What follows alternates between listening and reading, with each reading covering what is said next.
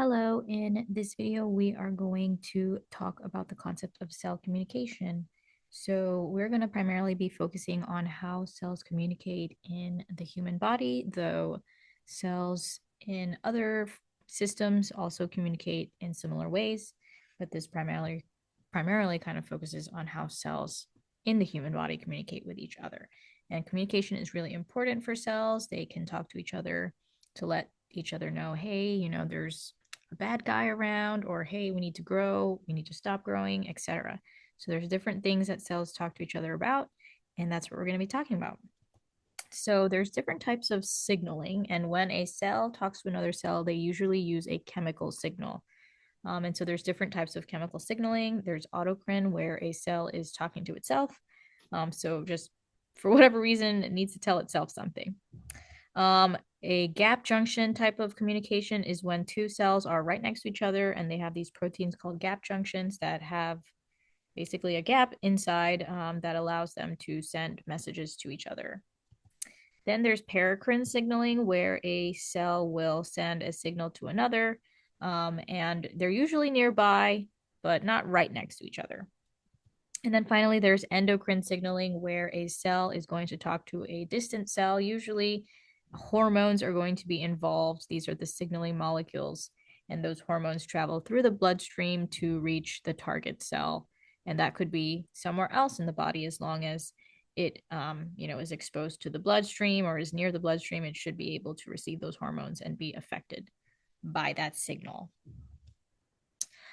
So let's talk about the two types of receptors that are involved. So when a cell receives a signal, it uses a receptor, which is a protein. That protein slash receptor binds to the signaling molecule and it basically receives the signal. And so think of it as like your mailbox at home. It's the one that receives your mail. And so these receptors receive the signal. So there are two types of signals. There are lipid-based signals, and they will be able to pass the cell membrane because they're made of lipids. And because they're able to pass through the cell membrane, they're going to go inside of the cell. And so the receptor for these lipid-based signals are going to be intracellular receptors found inside of the cell. So I like to think about it, if, some houses, your mailbox is inside of the fence. So your mailman actually has to, go onto your property, and then maybe your mailbox is right at your door, like a little slit at the door, and your mail is received directly into your house. That is kind of what this is. Your mailman comes in, and then it drops off the mail, at your door. And when this happens in a cell, typically the signal and the receptor together are going to bind. They're going to go into the nucleus. They're going to regulate gene expression. That is one of the most common things that happens in this kind of signaling pathway. Now, the other type of signal is a protein-based signal. So in a protein-based signal, the molecule is made up of protein, so it cannot pass the cell membrane. It's going to be outside of the cell. And so in this case, the receptor that is found is going to be on the surface of the cell. So going back to our analogy with the mailbox, a lot of houses have mailboxes that are right at their fence.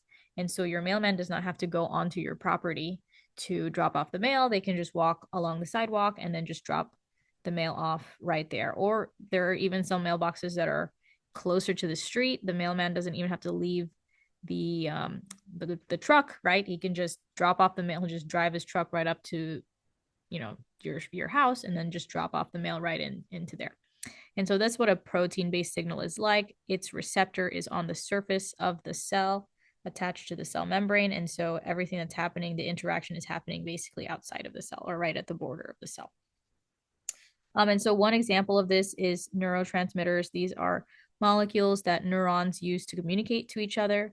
And these neurotransmitters are protein-based, and so they'll be released, and then the receptor is right on the surface of the receiving cell.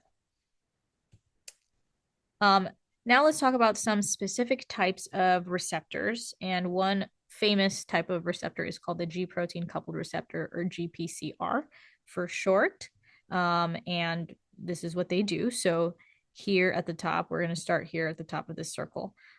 This is the setup that we have. We have a G protein coupled receptor, which is coupled or associated with something called a G protein. So this whole cluster right here is called the G protein, and this is the G protein coupled receptor. Now, when a signaling molecule binds to the receptor, that triggers the G protein alpha subunit, so the alpha portion of the G protein, to grab a GTP. So it's originally holding a GDP. It's going to get rid of this GDP and pick up a GTP. By the way, GTP is similar to ATP. It's going to have 3 phosphates, and the GDP has 2. Anyway, the GTP binds to the alpha subunit. And then this triggers the alpha subunit and the beta gamma subunits to separate from each other. And basically, they're going to go away and they're going to trigger a cellular response.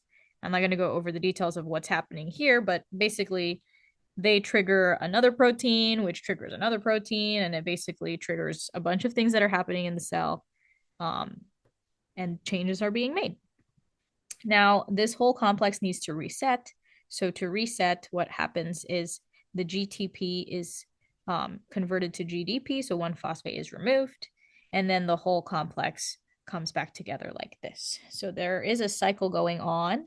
So when it binds to the molecule, all of these events happen, and then, the response is made, and then we go back to normal. And again, this response that's happening is totally dependent on the G proteins that we're talking about and the signaling molecule. So maybe this could trigger an increase in the production of a specific type of protein, or this could trigger cell division. So whatever it is, a response is happening. I'm just not going over the specifics of what that response is.